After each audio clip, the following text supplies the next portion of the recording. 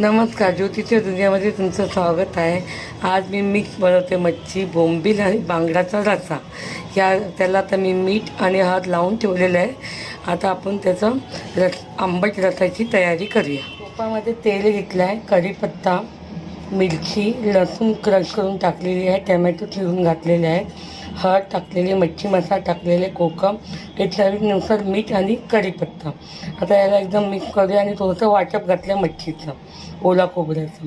त्याला मिक्स करून एक उकळी आली की आपण मच्छी त्याच्यात सोडूया.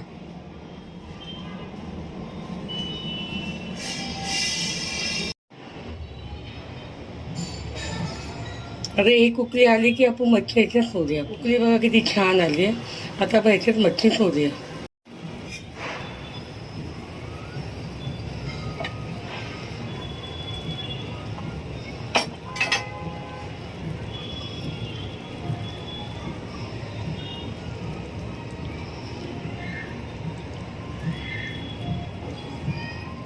हे बघा झाला तयार बोंबील आणि बांगड्याचा आंबट रस्सा.